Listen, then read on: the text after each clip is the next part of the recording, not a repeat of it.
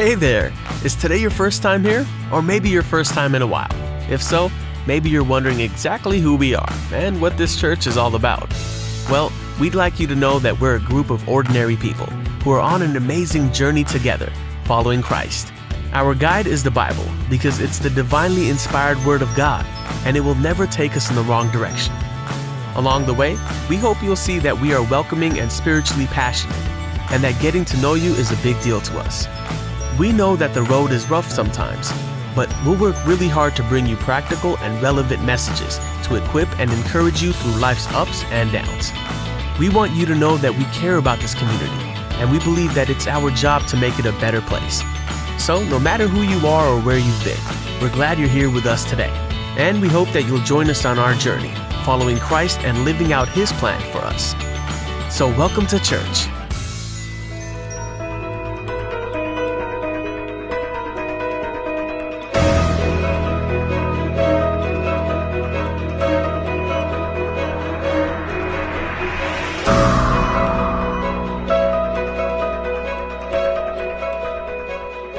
आप सबको जय मसीह की।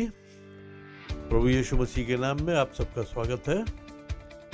प्रभु का धन्यवाद करते हैं आज के दिन के लिए कि उसने हमें एक अवसर और दिया कि हम उसकी आराधना के लिए जमा हो सकें, हम अपने हृदय की बात उससे कह सकें, उसके हृदय की बात हम सुन सकें। और यह समय है कि हम आराधना में चलेंगे, और इससे पहले कि हम आराधना में चलें, हम प्रार्थना करना चाहते हैं अपने आराधना दल के लिए, ताकि परमेश्वर का अभिषेक उन पर हो और उस अभिषेक के द्वारा हम सब आशीष पाएं और हम सब आत्मा में स्वतंत्र किए जाएं, ताकि हम आत्मा में प्रभु से एक हो सकें। आइए हम प्रार्थना करेंगे। प्रिय पिता परमेश्वर, हम तुझे धन्यवाद देते हैं आज के इस दिन के लिए, तो तुझसे विनती करते हैं प्रभु, जबकि हम इस समय तेरी आराधना के लिए जमा हुए हैं, हम अपने आराधना दल को तेरे हाथों में सौंपते हैं। जिस रीति से भी वो आराधना में हमारी अगुवाई करते हैं, उस आराधना पर तेरा अभिषेक हो प्रभु, ताकि उस आराधना में जुड़कर हम अपने आत्मा में स्वतंत्र हो सकें और हमारा तुझसे मेल हो सके, ताकि हम तेरी बातों को अपने हृदय में ग्रहण कर सकें।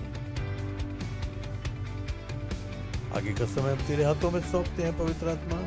तेरी अगुवाई और तेरी मंशा चाहते हैं जो तू हमारे लिए है, ताकि जिस रीति में आज तू, जिस दिशा में तू आज हमें ले जाना चाहता है, हम उसके लिए तैयार हो सके। हर एक बात में हमारी सहायता करना, तो यीशु मसीह के नाम से आमीन। आइए हम आराधना का आनंद उठाते हैं।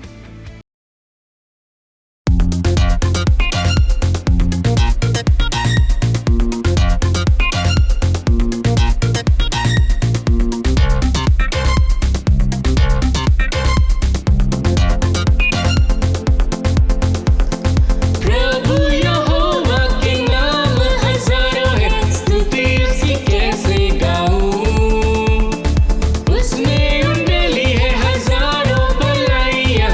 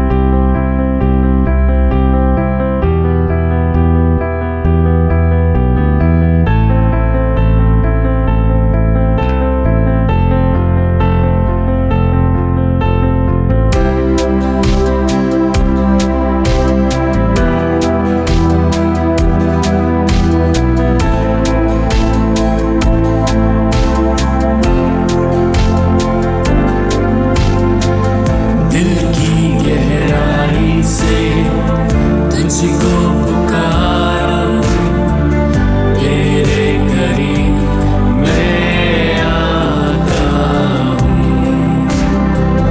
जैसा भी हूँ तेरा ही हूँ, तुझको मैं क्या दे सकता हूँ।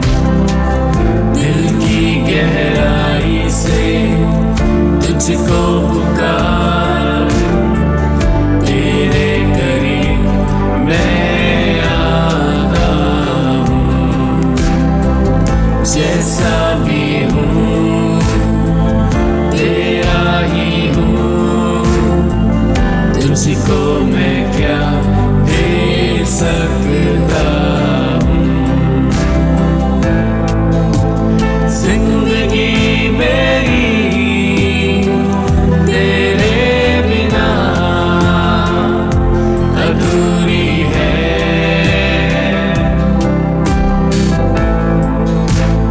आत्मा मेरी तेरे लिए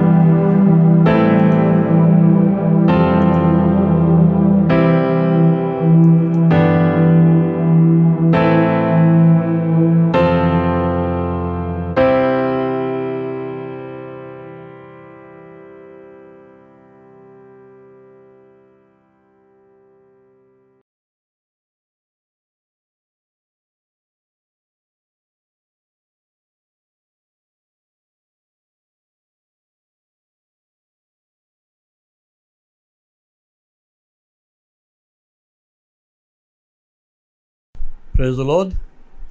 परमेश्वर का धन्यवाद हो कि आज फिर उसने एक मौका दिया कि हम आपके साथ वचन के द्वारा बातचीत कर सकें।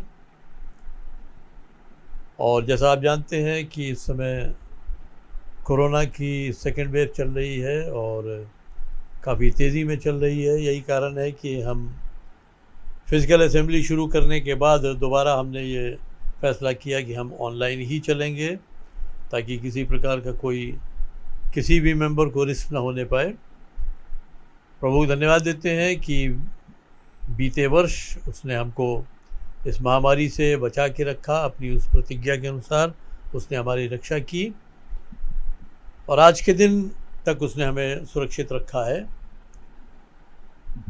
और प्रभु को हम इसका भी धन्यवाद देते हैं कि हम ऑनलाइन होने के नाते हर उस व्यक्ति तक भी पहुंच सकेंगे जिन तक हम इस बीच किसी कारण से नहीं पहुंच पाए थे। और एक बार फिर हम ऑनलाइन हैं। प्रभु का इसके लिए धन्यवाद करते हैं। आइए हम इस समय अपने आराधना के दूसरे चरण में चलते हैं। आराधना का दूसरा चरण यानी भेंट का जो हमारी आराधना होती है, हम भेंट चढ़ाने के द्वारा परमेश्वर की आराधना करते हैं। जैसे आपने पढ़ा है, सुना है कि इब्राहिम से जब परमेश्वर ने उसके उस बुढ़ापे के पुत्र के बारे में कहा कि तू उसको लेकर जा और मैं तुझे स्थान दिखाऊंगा, वहाँ तू उसको मेरे लिए बलिदान कर देना। और इब्राहिम इसहाक को लेकर निकला और उसको बलिदान करने के लिए। और जब वो उस पर्वत के पास पहुंचा तो उस समय उन वचनों को अगर हम देखें जो उसने अपने सेवकों से कहे कि तुम यहीं ठहरो, मैं और लड़का आराधना करके आते हैं।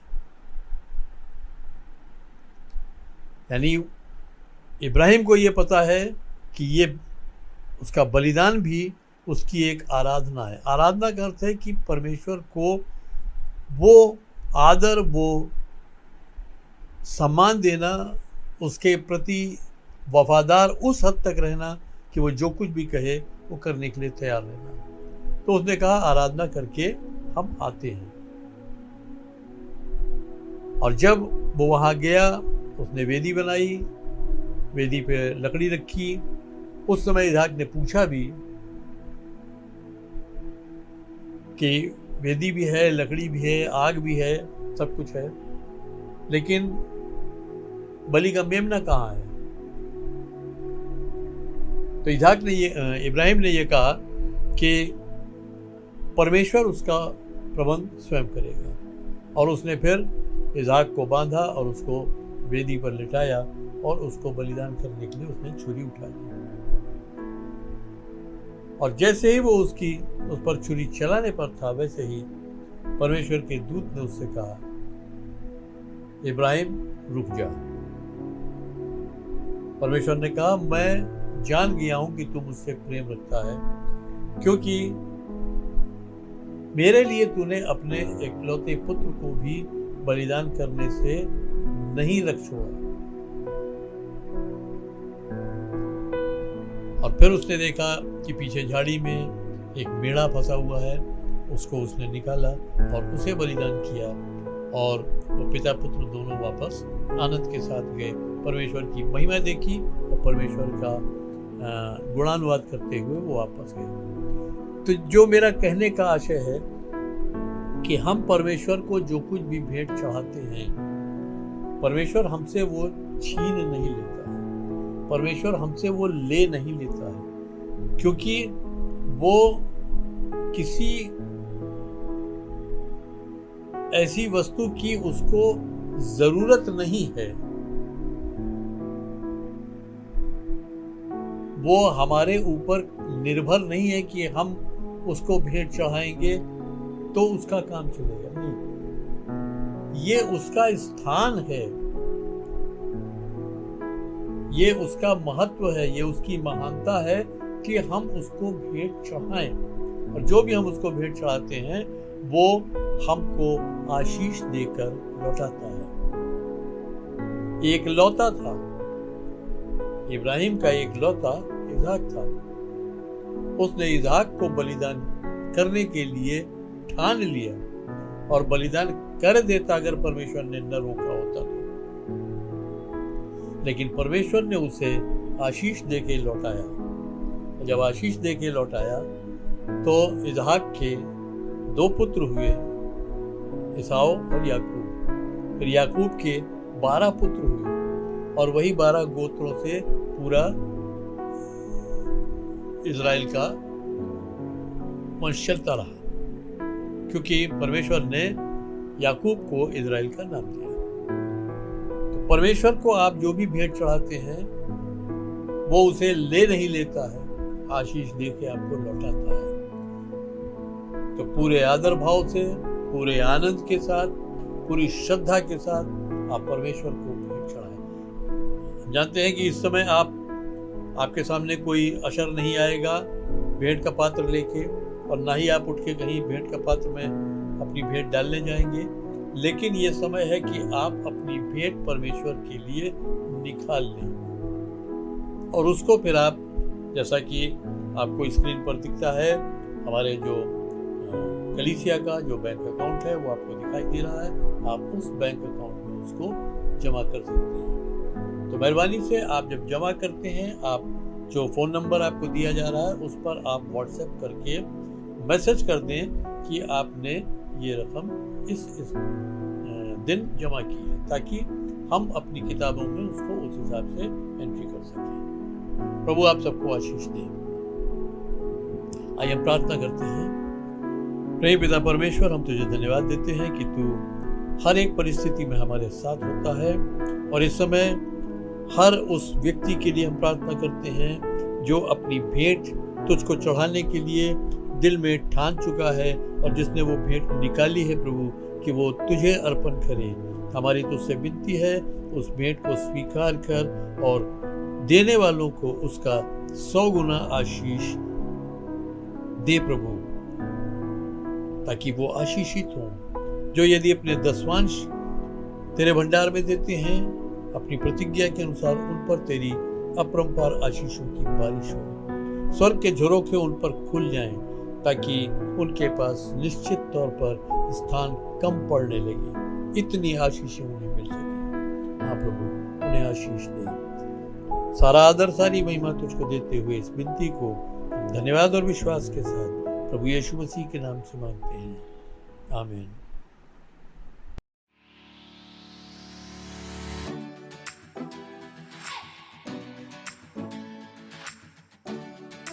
He who tills his land will be satisfied with bread. Proverbs 12 verse 11. Whoever loves instruction loves knowledge. Proverbs 12 verse 1. Praise the Lord everyone. Now the Bible word. For with God nothing will be impossible. जय मसीह की। आइए हम सब मिलकर जिन बच्चों ने Bible का पद सुना है उनके लिए प्रार्थना करें। धन्यवाद करते प्रभु सुंदर दिन के लिए, धन्यवाद करते इन बच्चों के लिए जो आपने हमारी कलीसिया में दिए प्रभु जी। हम प्रार्थना करते परमेश्वर हर एक को आपके हाथों में सौंपते, हर एक को सुरक्षित रखिए, हर एक को अपने महिमा के लिए इस्तेमाल कीजिए प्रभु। होने दीजिए इन छोटी उम्र में प्रभु जी आपके वचनों में, आपकी उपस्थिति में आगे बढ़ सके परमेश्वर पिताजी, और लोगों की सहायता कर सके परमेश्वर, ताकि इनके भले कामों के द्वारा लोग आपको जान सके परमेश्वर पिता। हम प्रार्थना करते हैं प्रभु, होने दीजिए परमेश्वर पिता ये अपने माता पिता के प्रति, अपने टीचर्स के प्रति, अपने से बड़ों के प्रति आज्ञाकारी हो सके परमेश्वर पिताजी। इनके जीवन में प्रभु आपकी अगुवाई चाहते परमेश्वर पिता।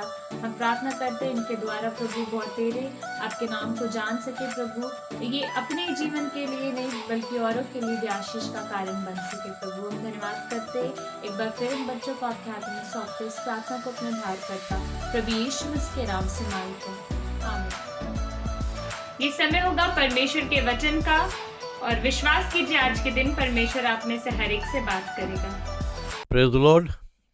आशा करता हूँ आपने आराधना में आनंद उठाया है और आप आत्मा में स्वतंत्र हैं। आइए अब हम वचन में चलते हैं और आज के लिए जो वचन प्रभु ने उभारा है वो पाया जाता है लूका रचित सुसमाचार उसका 12वां अध्याय और उसके 15 पद से 21 पद तक। लूका 12 15 से 21 यहाँ लिखा है, और उसने यानी यीशु मसीह ने, और उसने उनसे कहा, चौकस रहो और हर एक प्रकार के लोभ से अपने आप को बचाए रखो, क्योंकि किसी का जीवन उसकी संपत्ति की बहुतायत से नहीं होता। उसने उनसे एक दृष्टांत कहा कि किसी धनवान की भूमि में बड़ी उपज हुई। तब उसने अपने मन में विचार किया और कहने लगा कि मैं क्या करूं, क्योंकि मेरे यहां जगह नहीं जहां अपनी उपज इत्यादि रखूं। और उसने कहा, मैं ये करूंगा, मैं अपनी बखारियां तोड़कर उनसे बड़ी बनाऊंगा और वहां अपना सारा अन्न और संपत्ति रखूंगा, और अपने प्राण से कहूंगा कि हे मेरे प्राण, तेरे पास बहुत वर्षों के लिए बहुत कुछ है, बहुत संपत्ति रखी है, चैन कर, खा पी और सुख से रह। परंतु परमेश्वर ने उससे कहा, हे मूर्ख, इसी रात तेरा प्राण तुझसे ले लिया जाएगा। तब जो कुछ तूने इकट्ठा किया है वो किसका होगा?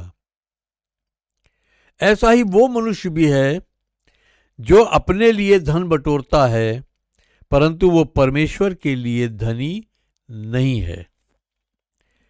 परमेश्वर अपने वचन पर आशीष दे। यीशु मसीह कहता है, अपने आप को हर प्रकार के लोभ से बचाए रखो, चौकस रहो, सावधान रहो और अपने आप को हर तरह के लोभ से बचा के रखो, क्योंकि ये लोभ तुमको कहीं ना कहीं ले जाके फंसाएगा। और वो कहता है, क्योंकि किसी का जीवन उसकी संपत्ति की बहुतायत से नहीं होता। आपके पास अकूत धन दौलत हो, वो आपका जीवन नहीं खरीद सकती। उसका जीवन उसकी धन संपत्ति से नहीं होता। और यहां ये व्यक्ति, जब इसके यहां एक बड़ी फसल हुई, इसने अपने मन में एक मंसूबा किया कि मैं बड़ी बखारियां बनाऊंगा और सब धन अपना सारा अन्न, सारी धन संपत्ति सब कुछ वहां रखूंगा, और फिर अपने आप से कहूंगा कि हे मेरी जान, हे मेरे प्राण, तेरे पास बहुत वर्षों के लिए बहुत कुछ है। अब क्या कर, तेरे पास बहुत संपत्ति रखी है, अब चैन से खा पी और सुख से रहे।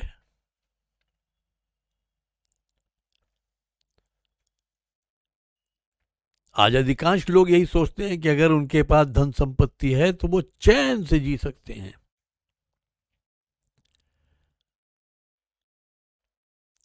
लेकिन यदि आप अस्पतालों में जाके देखें तो आप पाएंगे कि धन संपत्ति चैन का मूल नहीं है। बड़े बड़े धनाढ्य भी आपको अस्पतालों में मिलेंगे, उनकी धन संपत्ति उनके लिए चैन नहीं ला पाती है, बल्कि अधिकतर धनाढ्य लोग किसी न किसी बीमारी में ग्रसित होते हैं। आज तक का बड़े से बड़ा धनवान भी अपने धन से, अपनी संपत्ति से वो अपने लिए जीवन नहीं खरीद सका। तो यहां पर यीशु मसीह समझाता है कि उस व्यक्ति से परमेश्वर ने कहा, रे मूर्ख। उस व्यक्ति को परमेश्वर ने मूर्ख की संज्ञा दे दी कि रे मूर्ख, आज ही रात तेरा प्राण तुझसे ले लिया जाएगा। प्राण ले लिए जाने का मतलब क्या है? जो मेरा आज मुख्य बिंदु है वो यही है कि प्राण क्या है और प्राण ले लिए जाने का मतलब क्या है। बहुत से लोग ये सोचते हैं कि प्राण का मतलब यह है जब प्राण ले लिया गया तो उस व्यक्ति का अस्तित्व समाप्त हो गया। बहुत से लोग ये सोचते हैं प्राण और आत्मा एक ही चीज है, लेकिन ऐसा नहीं है। प्राण अलग है, आत्मा अलग है। मनुष्य एक त्रिएक प्राणी है, 3 भागों से मिलकर बना है। पहला भाग है आत्मा, दूसरा भाग है प्राण और तीसरा भाग है उसकी देह। और ये भेद बाइबल में बहुत स्पष्ट बताया गया है।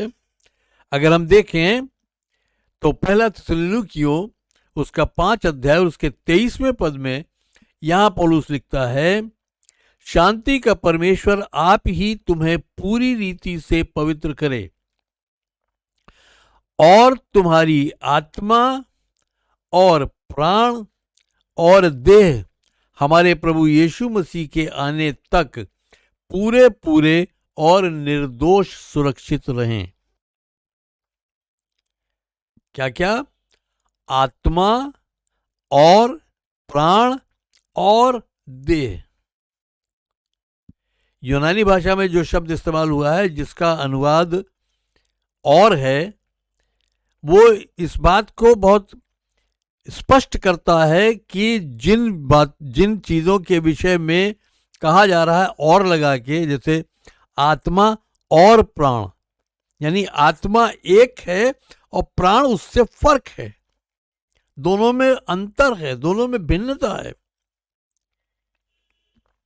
और वही चीज लिखी है कि तुम्हारी आत्मा और तुम्हारे प्राण और तुम्हारी देह को,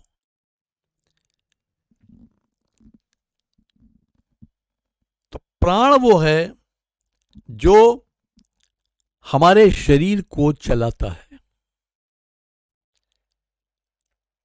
मेरी पहचान ये शरीर नहीं है, हालांकि इस संसार में लोग मुझे इस शरीर से पहचानते हैं, लेकिन मैं ये शरीर नहीं हूं। मेरा आत्मा वो मैं हूं।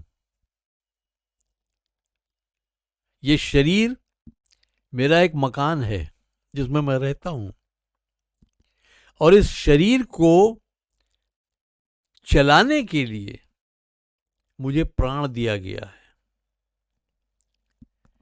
कि उस प्राण के द्वारा मैं इस शरीर को गतिमान कर सकता हूं, इस शरीर को इस्तेमाल कर सकता हूं।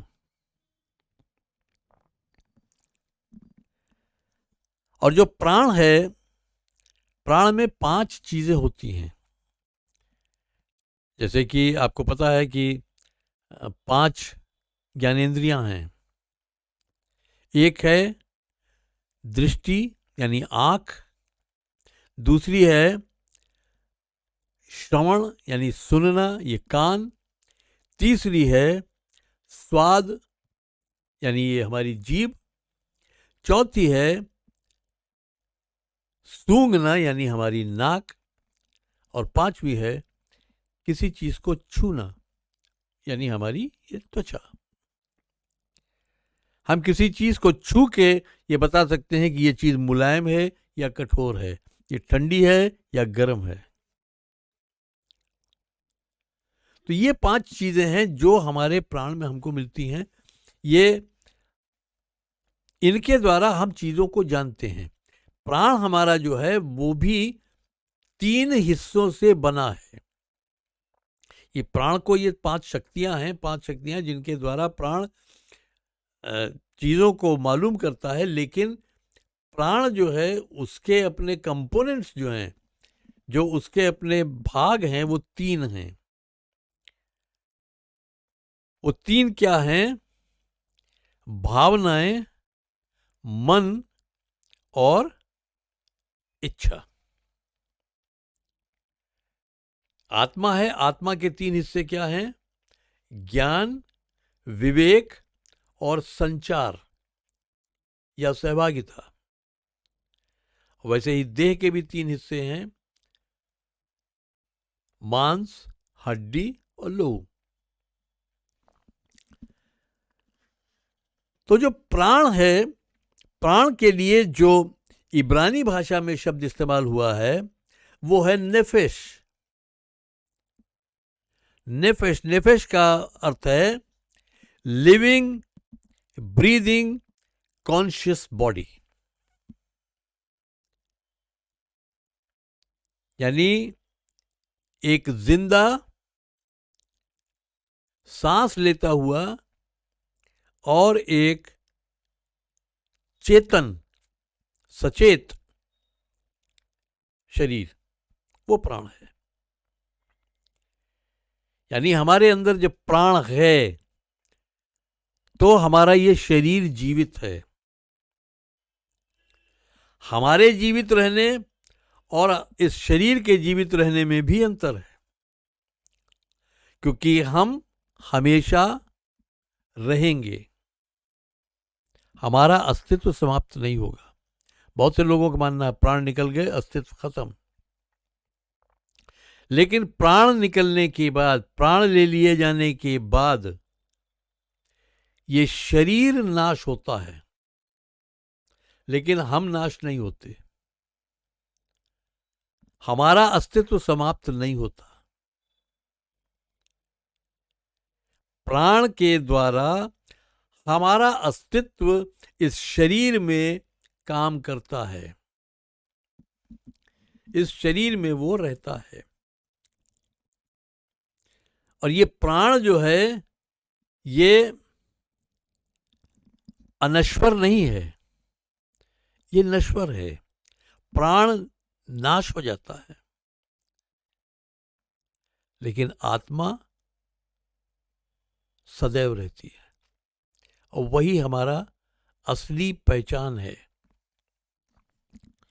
और जो यूनानी भाषा में इसके लिए शब्द इस्तेमाल हुआ है सूके या साइके, उसका भी अर्थ वही है जो इब्रानी भाषा के शब्द का है। तो ये प्राण जो है, प्राण में जैसा मैंने आपको बताया कि 3 हिस्से हैं। हमारी भावनाएं हैं, हमारा मन है और हमारी इच्छा है। आप 1 मिनट को अपने जीवन में थोड़ा सा झांक के देखें। यहां तक कि अभी भी आप जो सुन रहे हैं, इसके सुनने से आपकी भावनाओं पर क्या असर पड़ रहा है। अगर आपकी भावनाएं आहत हो रही हैं, तो ये भावनाएं आपके मन को एक संदेश देती हैं। और वो संदेश क्या होगा कि बोलने वाला बकवास बोल रहा है, बोलने वाला फालतू की बात बोल रहा है, बोलने वाला मेरे ऊपर कटाक्ष कर रहा है।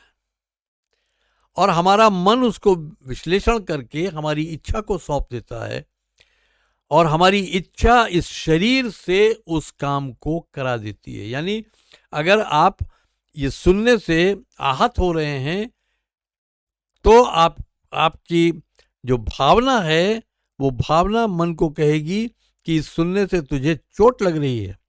तो मन इच्छा से कहेगा कि या तो तू इसको बंद कर दे या तू उठ के चला जा।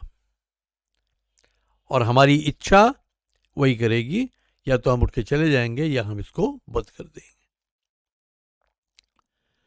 तो हमारे प्राण को जो सबसे पहले चीज प्रभावित करती है वो है हमारी भावनाएं।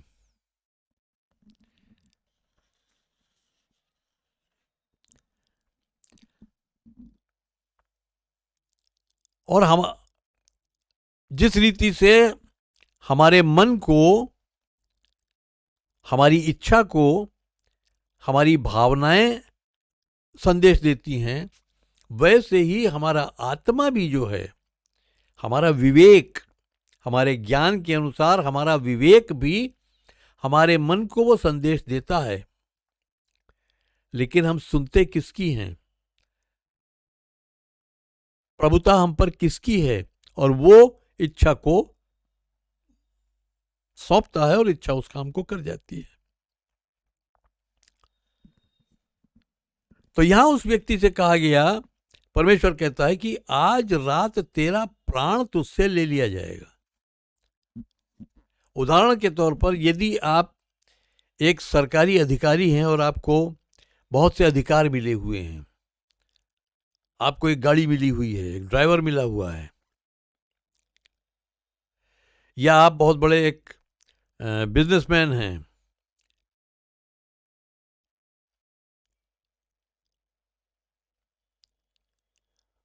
और आपके पास अधिकार हैं, और वो अधिकार आपसे ले लिया जाए। जैसे आप सेवा में हैं, आप डीएम हैं, आप एसएसपी हैं, आप कोई भी किसी भी अधिकारी के पद पर हैं, तो आपके पास बहुत से अधिकार हैं, लेकिन एक आयु आने पर वो अधिकार आपसे ले लिए जाते हैं। या यदि व्यक्ति गलतियां करता है, उससे अपराध हो जाते हैं, तो भी उससे वो अधिकार ले लिए जाते हैं।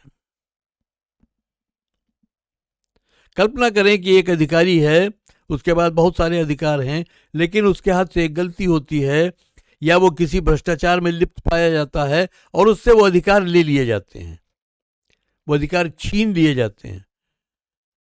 तो उस व्यक्ति का अस्तित्व खत्म नहीं होता, वो व्यक्ति तो अभी भी मौजूद है, लेकिन उसके अधिकार ले लिए गए।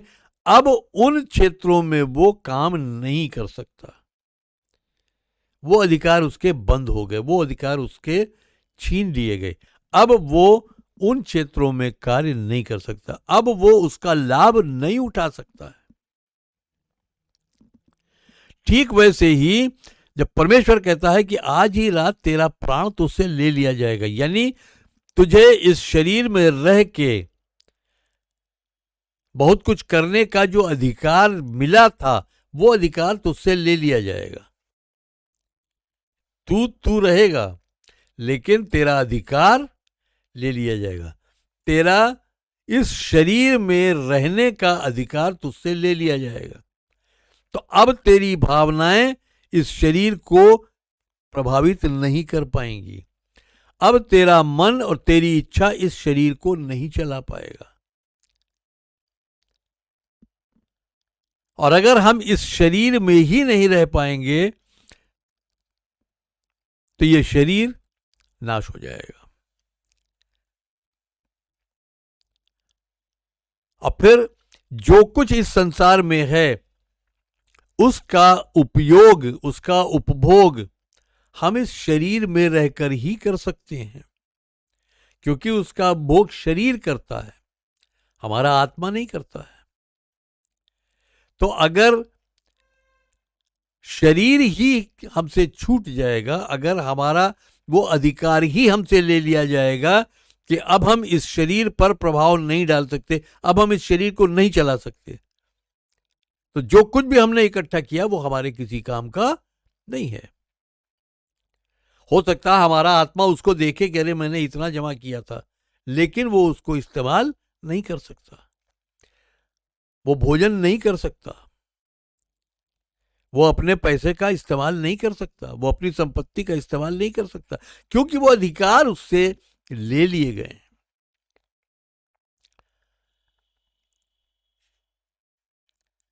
और इस बात को अगर हम और स्पष्टता से समझना चाहें तो देखिए, लूका रचित सुसमाचार उसके पहले अध्याय में आइए, उसका 46 और 47 पद। यहां मरियम एक बात कहती है। क्या कहती है? तब मरियम ने कहा, मेरा प्राण प्रभु की महिमा करता है, और मेरी आत्मा मेरे उद्धार करने वाले परमेश्वर में आनंदित होती है। प्राण और आत्मा, प्राण क्या करता है? परमेश्वर की महिमा करता है, परमेश्वर की बड़ाई करता है, और आत्मा उसमें आनंदित होती है। आनंद जो मिलता है वो आत्मा को मिलता है। आत्मा आनंद मनाता है और प्राण जो है वो परमेश्वर की बड़ाई करता है। यानी प्राण के जरिए हम अपना जो मनुष्यत्व है वो परमेश्वर के सामने प्रकट करते हैं। इस मनुष्यत्व में रहते हुए हम परमेश्वर के आगे उसकी महिमा करते हैं। हम परमेश्वर के का धन्यवाद करते हैं, उसका गुणानुवाद करते हैं। तो प्राण है जो कार्य करता है। इस शरीर में कार्य करने की जिम्मेदारी प्राण की है, वो प्राण ही करता है। तो जब आत्मा भी अगर हमारे मन से कुछ कहता है तो मन उसके अनुसार, जब इच्छा को कहता है तो शरीर उसके अनुसार करता है। जैसे अगर किसी ने आपको गाली दी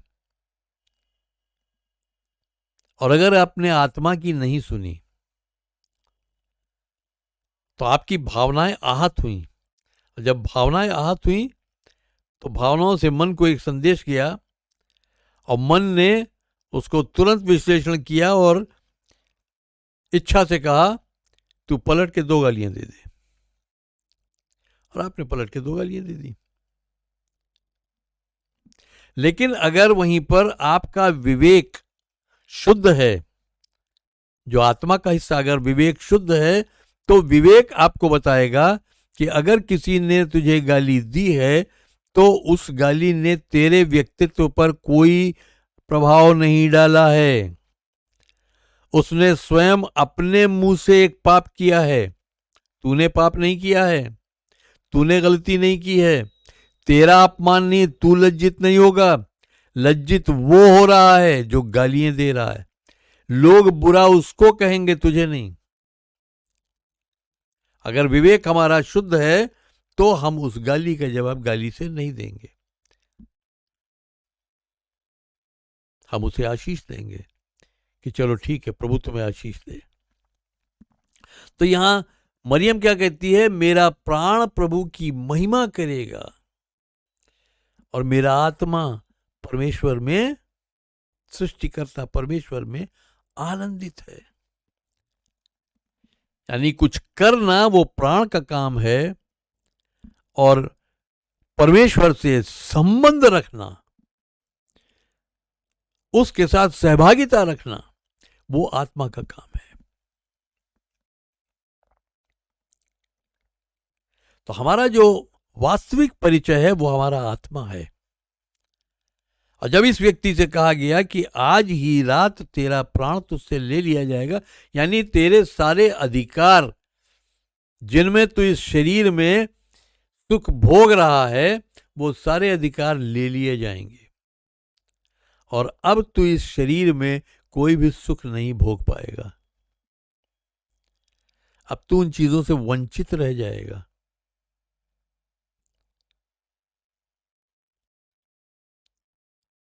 अब वो किसका होगा? जो कुछ तूने जमा किया है वो किसका होगा?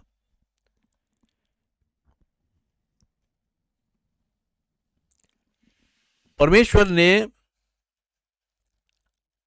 जैसे हमने बताया कि प्राण में एक हिस्सा है इच्छा, तो परमेश्वर ने हमें एक स्वतंत्र इच्छा दी है कि हम अपनी इच्छा के अनुसार कुछ भी कर सकते हैं। हम अच्छा करना चाहें तो हम अच्छा कर सकते हैं, हम बुरा करना चाहें तो हम बुरा कर सकते हैं। हम किसी को लाभ पहुंचाना चाहें तो लाभ पहुंचा सकते हैं, किसी को हानि पहुंचाना चाहें तो उसको हानि पहुंचा सकते हैं। हम किसी की सहायता करना चाहें तो उसकी सहायता कर सकते हैं और किसी के मार्ग में बाधा उत्पन्न करना चाहें तो बाधा उत्पन्न कर सकते हैं। ये हमारी एक स्वतंत्र इच्छा हमें दी गई है। लेकिन अगर हमारा विवेक शुद्ध है तो हम जानते हैं कि क्या इच्छा रखना उचित है और क्या इच्छा रखना अनुचित है।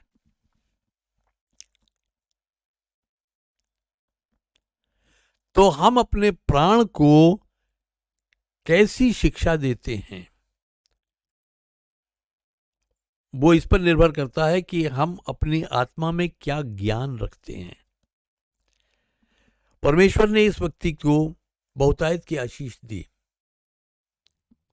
एक मिनट को कल्पना करके देखें कि परमेश्वर ने इसको आशातीत एक आशीष क्यों दी।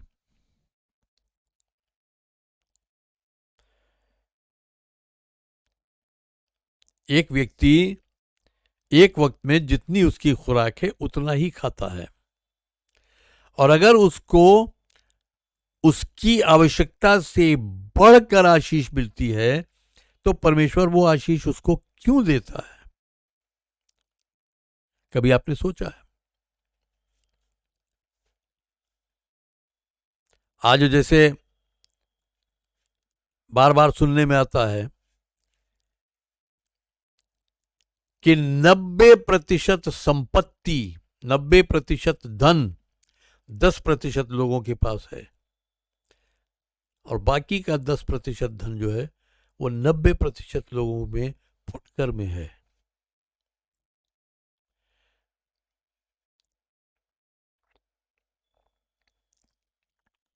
अगर आपको पूरा अधिकार दे दिया जाए कि आप इस धन का बंटवारा जैसे चाहें वैसे करें, तो आप क्या करेंगे? अगर आप ये सोचते हैं कि ये सारा धन मैं ले लूं और फिर जिसको चाहिए वो मेरे पास आए भीख मांगने के लिए, मैं उसको दूं, तो लोग मेरी पूजा करेंगे, लोग मेरे सामने दंडवत करेंगे। अगर आप ऐसा सोचते हैं तो ये अभिमान है, स्वार्थ है, अभिमान है, और दूसरे का निरादर है, और ये परमेश्वर की दृष्टि में उचित नहीं हो सकता। किंतु यदि आप ये सोचते हैं कि उस धन को लोगों में उचित मात्रा में बांट दिया जाए ताकि सबका काम आसानी से चलता रहे, तो ये परमेश्वर को भाएगा।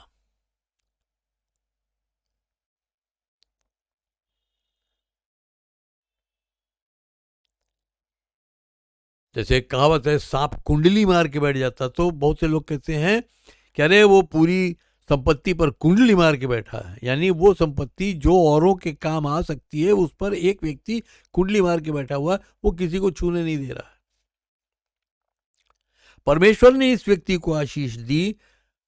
परमेश्वर का अभिप्राय ये रहा होगा संभवतः कि इसके जरिए उन लोगों को जिनके पास भोजन नहीं है ये भोजन दे, ये उनकी सहायता करे, क्योंकि परमेश्वर का वचन हमें सिखाता है कि हम लोगों पर दया करें,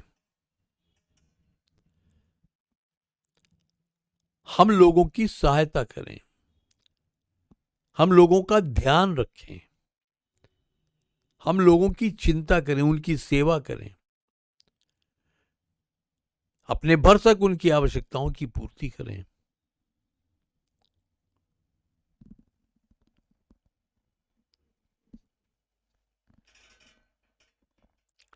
तो परमेश्वर की दृष्टि में इस व्यक्ति का जो ये आचरण है, इस व्यक्ति की जो ये सोच है, ये जो उसकी भावनाओं ने उसको एक अहंकार में डाला, परमेश्वर की दृष्टि में ये उचित नहीं ठहरा।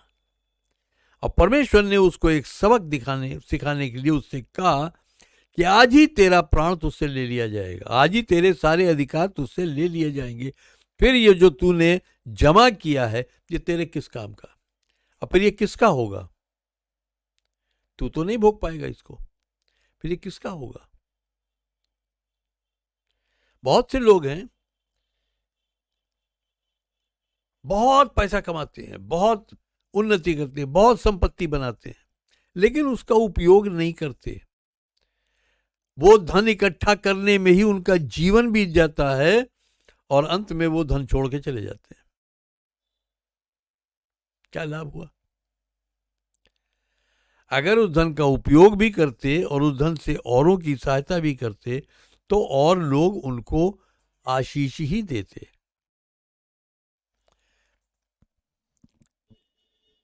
तो इसलिए हमको ये सोचना चाहिए कि हमारा ये प्राण जो है, ये हमें एक अधिकार के रूप में मिला है कि हम इस प्राण के ज़रिए अपने इस शरीर को इस्तेमाल कर सकते हैं, इस शरीर को हम प्रयोग में ला सकते हैं।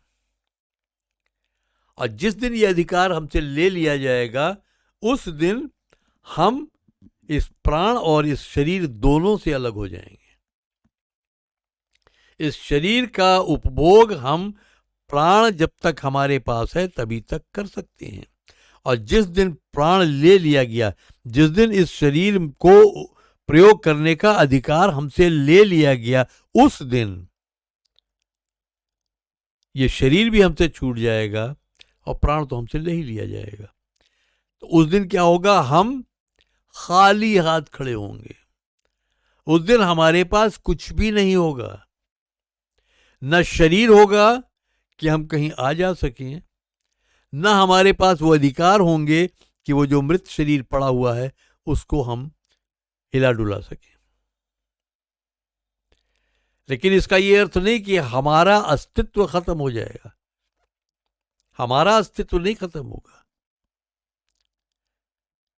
प्राण हमसे लेते ही, जैसे ही परमेश्वर हमसे प्राण वापस लेता है, वैसे ही हम जो आत्मा हैं, हम एक पर्टिकुलर स्थान पर, एक निर्धारित स्थान पर पहुंचा दिए जाएंगे।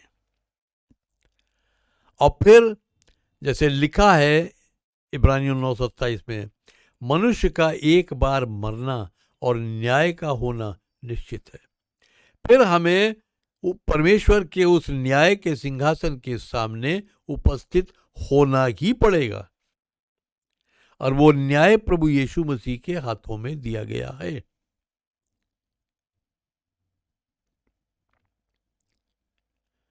तो उस दिन हमारा न्याय होगा, और तब हमें दो में से एक स्थान मिलेगा। हमारा आत्मा हमेशा हमेशा के लिए उन दो में से एक स्थान पर जाएगा। बल्कि आत्मा नहीं, बल्कि उस समय हमें एक दूसरा शरीर दिया जाएगा, जो ये शरीर नहीं होगा, जो हाड़ मांस का शरीर नहीं होगा। वो एक आत्मिक देह होगी, और उस आत्मिक देह में आनंद और पीड़ा दोनों अनुभव करने की क्षमता होगी। तो न्याय के बाद अगर हम नरक में भेजे जाते हैं, तो अनंत काल तक हमारी वो आत्मिक देह, उस आत्मिक देह में हम पीड़ाएं झेलते रहेंगे। अब वो नश्वर नहीं होगी। ये देह तो नश्वर है, ये तो नाश हो जाएगी, लेकिन वो देह नश्वर नहीं होगी।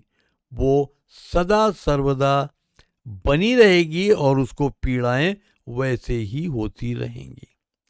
और यदि हम स्वर्ग में ले लिए जाते हैं, तो सदा सर्वदा हम परमेश्वर की उपस्थिति में आनंद में रहेंगे। तो इसलिए हमें इस बात को ध्यान में रखने की जरूरत है कि हम अपने प्राण को समझें कि हमारा प्राण क्या है। जब तक हमारे पास इस शरीर को चलाने का अधिकार है, वही प्राण है।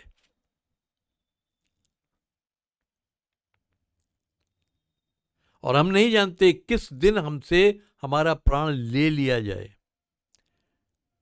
तब हमने जो कुछ भी ताना बाना अपने चारों ओर बुना है, वो हमारे किसी काम नहीं आएगा।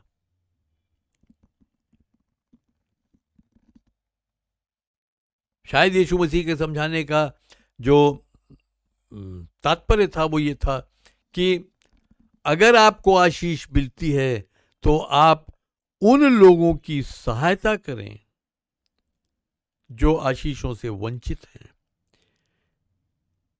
जिनका उस दुष्ट ने लूट लिया है। आप कंगालों की सुधि लें, आप भूखों को रोटी दें, आप प्यासों को पानी दें, जिनके पास कपड़े नहीं आप उन्हें कपड़ा दें, यानी आप उनकी सहायता करें। अगर परमेश्वर आपको आशीष देता है तो इसलिए देता है कि आप जो निराश्रित लोग हैं उनकी सहायता करें, और उनकी सहायता से कभी अपने आप को पीछे मत खींचिए, कभी अपना हाथ मत खींचिए, क्योंकि आप जो कुछ भी उनके साथ करते हैं, प्रभु यीशु मसीह कहता है वो तुम मेरे साथ करते हो। और न्याय के दिन प्रभु यीशु मसीह यही कहेगा, लोगों से कहेगा कि मैं भूखा था, तुमने मुझे रोटी नहीं दी, मैं प्यासा था, तुमने मुझे पानी नहीं दिया, मैं नंगा था, तुमने मुझे कपड़े नहीं पहनाए, मैं बीमार था, तुमने मेरी सुधि नहीं ली, मैं बंदी गृह में था, तुम मुझसे मिलने नहीं आए। तब लोग कहेंगे, हे प्रभु, कब ऐसा हुआ कि तू भोजन मांगने आया और मैंने नहीं दिया? मुझे तो नहीं याद पड़ता कि तू कभी आया और मैंने तुझे इनकार किया। तब यीशु मसीह कहेगा, जो तुमने इन छोटे से छोटे लोगों के साथ नहीं किया, वो मेरे साथ नहीं किया।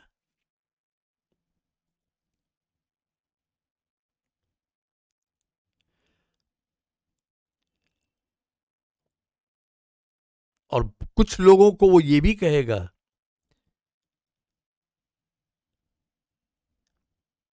कि तुम्हारा स्वागत है, मेरे पिता के राज्य में तुम्हारा स्वागत है, क्योंकि मैं जब भूखा था तो तुमने मुझको खाना खिलाया, मैं जब प्यासा था तुमने मुझे पानी पिलाया, जब मैं नंगा था तुमने मुझे वस्त्र दिए, जब मैं बीमार था तुमने मेरी सुधि ली, जब मैं बंदी गृह में था तो तुम मुझसे मिलने आए। अतः वो लोग कहेंगे, हे प्रभु, कब ऐसा हुआ? हमने तो कभी नहीं जाना कि तू आया और मैंने तुझको खाना खिलाया। मैंने तो कभी ये नहीं महसूस किया कि तू जरूरत में था और मैंने तेरी सहायता की है, और मैं तेरी क्या सहायता कर सकता हूं? तब यीशु मसीह कहेगा, जो कुछ तुमने इन छोटे से छोटे के साथ किया, वो मेरे साथ किया।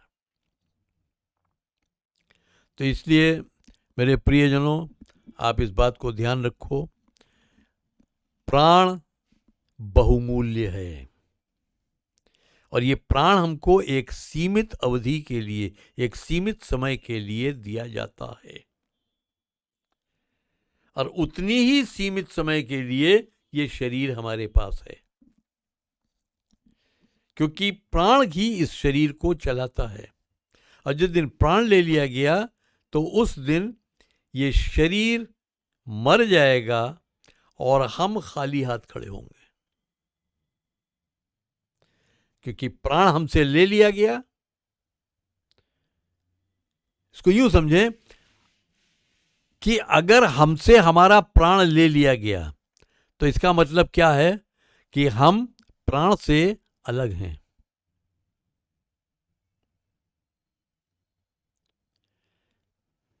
अगर आपके हाथ में कुछ सामान है, वो सामान आपसे ले लिया गया, तो इसका मतलब कि वो सामान और आप अलग अलग हैं। तो वैसे ही अगर हमारा प्राण हमसे ले लिया गया तो इसका मतलब कि हम तो हम ही हैं, हमारा प्राण हमसे ले लिया गया है, यानी अब हम खाली हो गए। अब हम चाह के भी कुछ नहीं कर सकते। अब तो हमें वहां जाना ही पड़ेगा जहां प्रभु ने हमारे लिए निर्धारित किया है। अब हमारी इच्छा कहीं भी काम नहीं करेगी। हमारी इच्छा वहीं तक काम करेगी जब तक हमारे पास प्राण है। तो इससे पहले कि हमारा प्राण हमसे ले लिया जाए, हम सचेत हो जाएं कि जिस दिन प्राण हमारा लिया जाता है उस दिन हम कहां भेजे जाएंगे।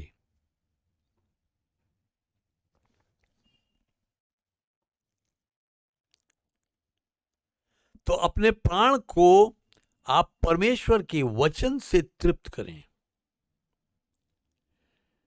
जैसा लिखा है, मनुष्य केवल रोटी ही से जीवित नहीं रहेगा, बल्कि परमेश्वर के हर उस वचन से जो उसके मुंह से निकलता है। यानी आप अपने आप को परमेश्वर के वचन से तृप्त करें, परमेश्वर के वचन से अपने आप को सींचें,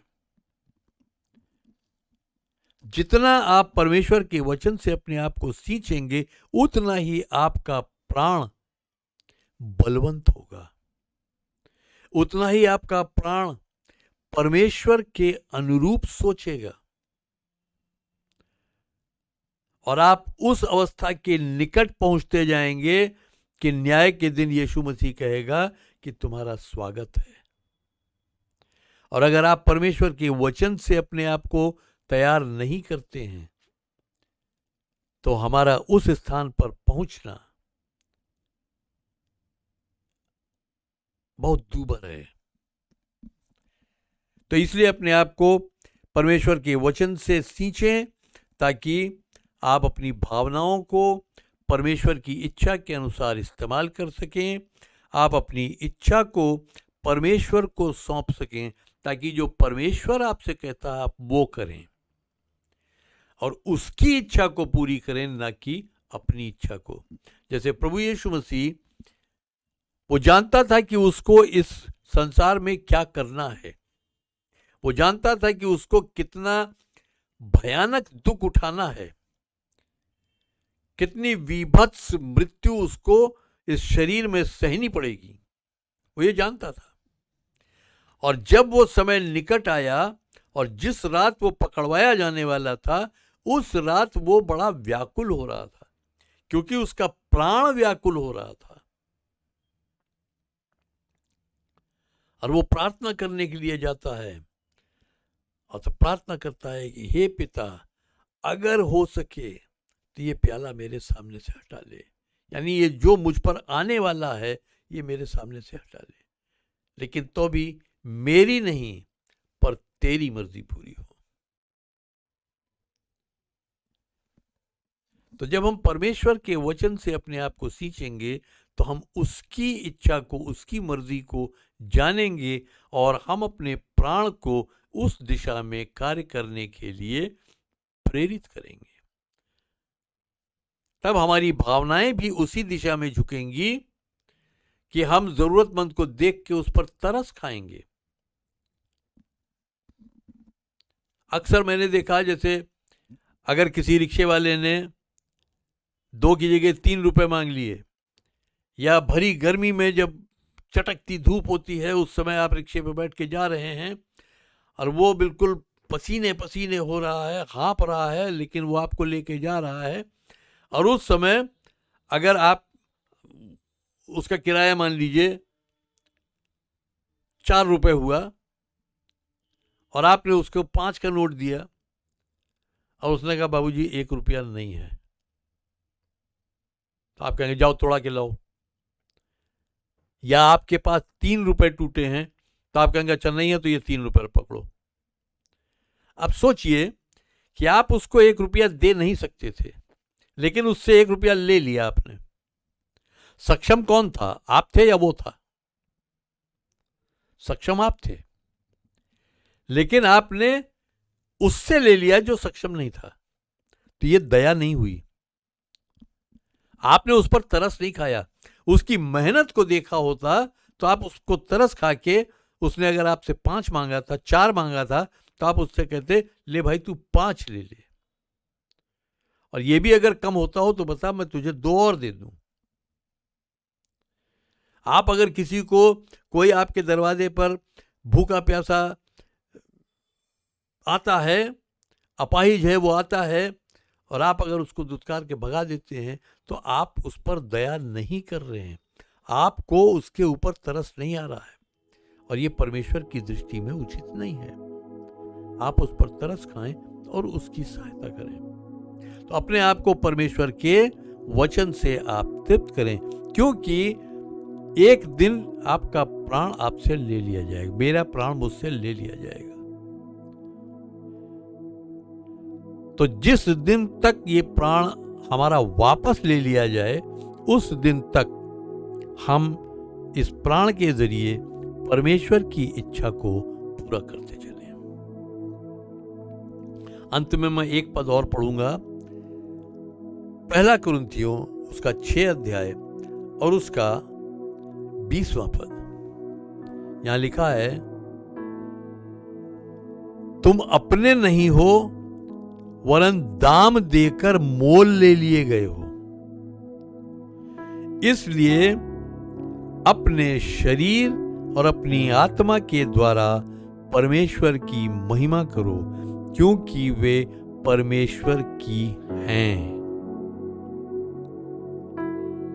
हम क्या हैं? देह, प्राण और आत्मा। और यहां क्या लिखा है? अपनी देह और अपनी आत्मा के द्वारा परमेश्वर की महिमा करो, क्योंकि ये परमेश्वर की हैं। प्राण तुम्हारा अपना है, इच्छा तुम्हारी अपनी है, तुम्हें एक स्वतंत्र इच्छा दी गई है, लेकिन ये आत्मा तुमने स्वयं ने उत्पन्न नहीं किया है। ये शरीर तुमने स्वयं ने नहीं चुना है, ये आकार तुमने स्वयं ने नहीं चुना है, ये परमेश्वर ने तुम्हें दिया है।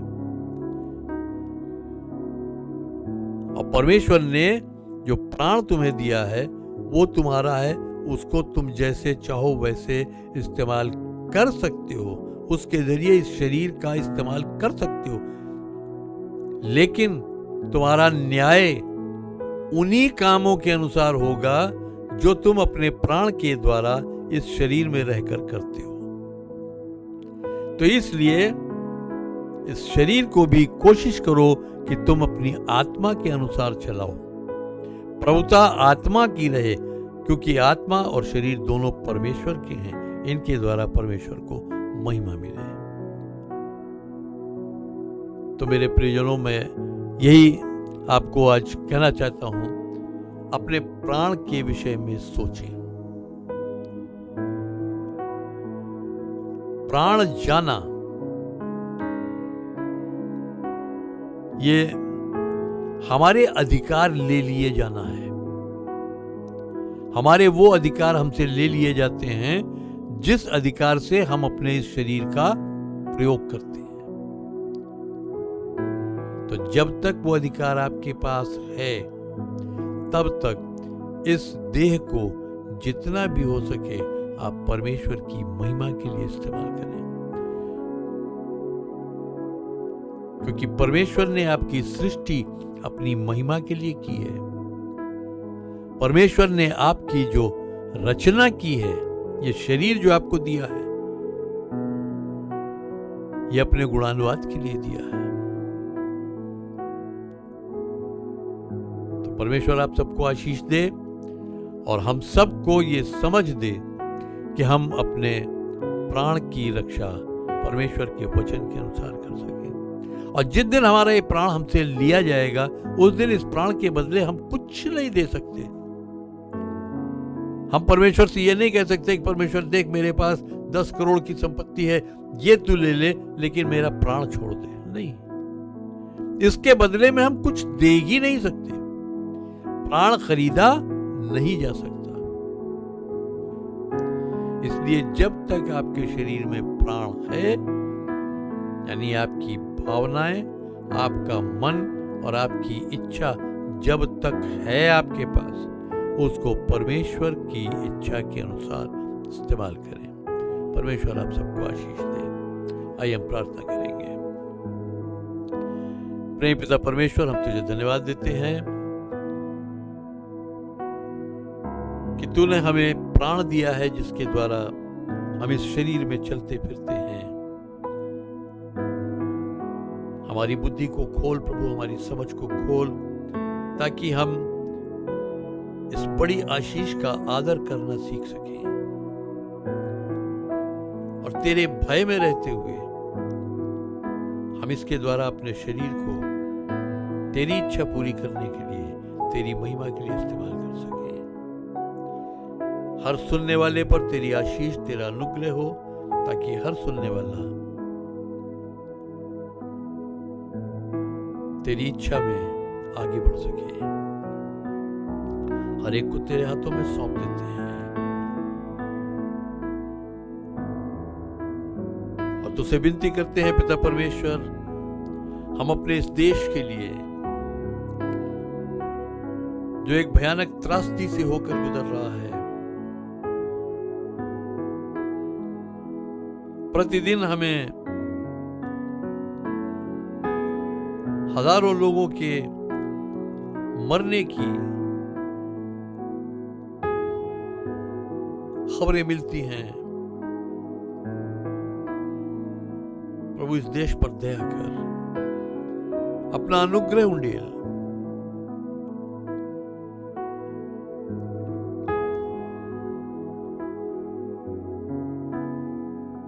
ताकि प्रभु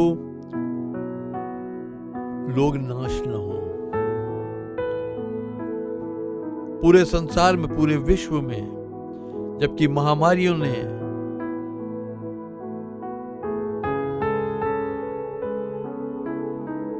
एक तबाही मचा रखी है, तो अपनी करुणा उंडेल प्रभु, ताकि मनुष्य सुरक्षित रह सके। और उन्हें तो अपने निकट खींच। हम सरकारों के लिए प्रार्थना करते हैं, केंद्र सरकार और राज्य सरकारों के लिए, तमाम सरकारी विभागों के लिए, प्रशासनिक अधिकारियों के लिए, सुरक्षा बलों के लिए,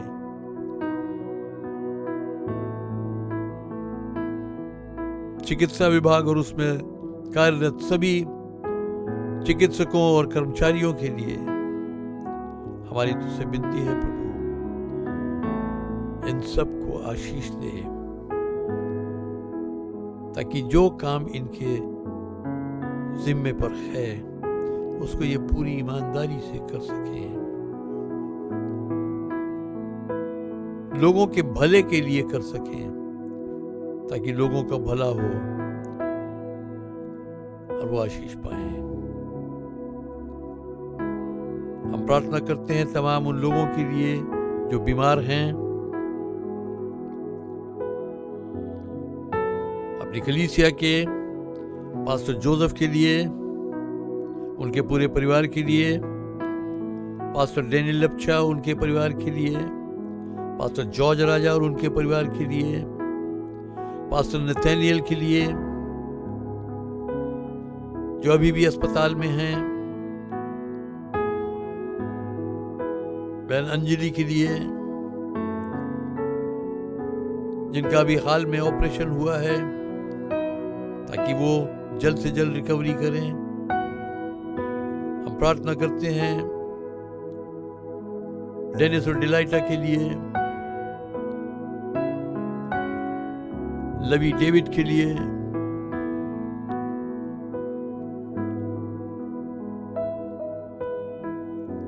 भाई मुन्नू यादव के लिए, और भी यदि कोई बीमार है प्रभु जिनके नाम हम भूल रहे हैं, उन सब को हम तेरे अनुग्रह के सिंहासन के सामने लाते हैं।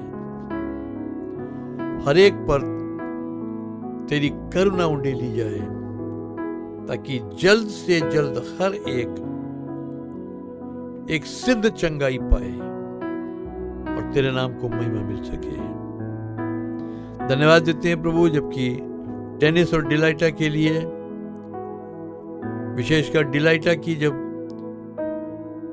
स्थिति गंभीर बताई गई, हमने उस परिस्थिति को तेरे हाथों में सौंपा और तूने उस परिस्थिति को बदला प्रभु, और आज हमें एक अच्छा समाचार मिला। प्रभु हम तुझे धन्यवाद देते हैं, हर एक को तेरे हाथों में सौंप देते हैं